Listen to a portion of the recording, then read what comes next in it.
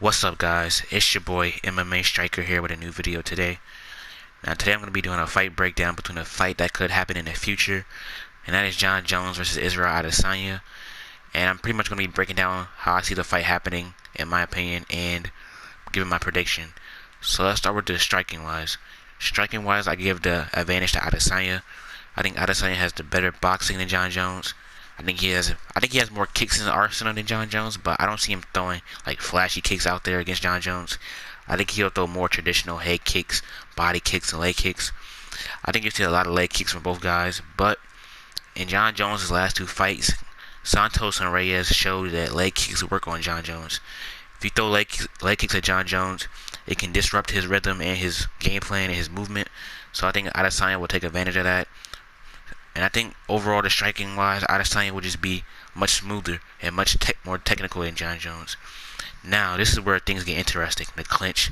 Now, a lot of people are telling me that Jon Jones would destroy Adesanya in the clinch. He would bully him in the clinch.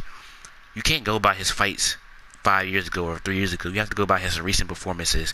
And his recent performances, he has not been dominating anybody in the clinch. And people think Adesanya is some skinny, weak guy. He looks skinny. He's not the biggest guy, not the most buff guy, but Adesanya is strong. He's not going to be easy to just manhandle and just push around, throw around like a little boy.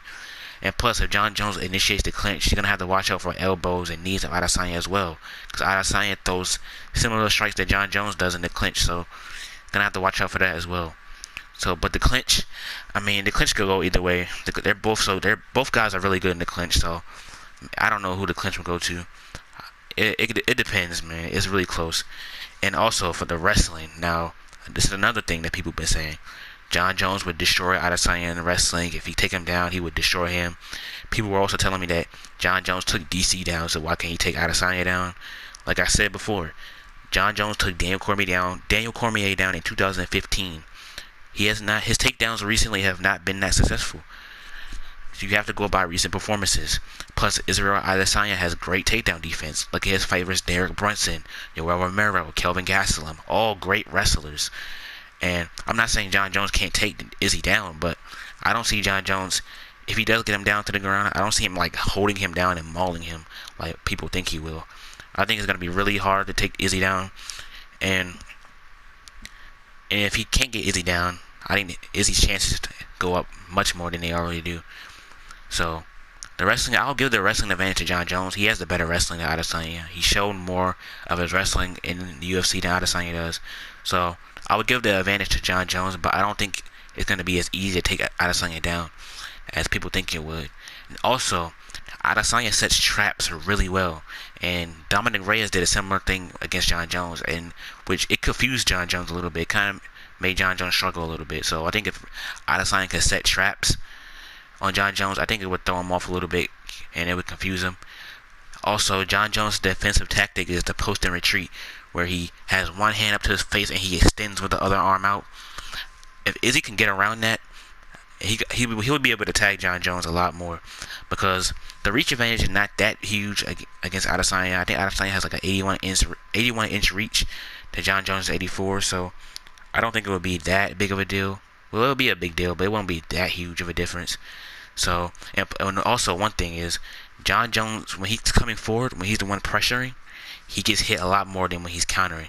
Go watch his fight against DC in the rematch and Gustafsson in the rematch, where he was countering, picking his shots, and making his opponent pay for when they miss. That's the Jon Jones that barely gets hit. He's very hard to hit when he's countering.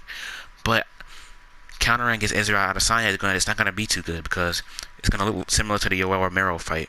Because in the Yoel Romero fight, Yoel Romero was trying to counter Israel Adesanya, and Adesanya was trying to counter Yoel. And we saw what happened. It turned into like a stalemate. So I think that will happen if both guys try to counter. If Jon Jones try to counter Adesanya, and Adesanya's trying to counter Jon Jones, it's going to turn into a stalemate, and someone's going to have to come forward. So I think Jon Jones will be the one coming forward, and if he does, I think he's going to get hit a lot more than he would if he was trying to counter.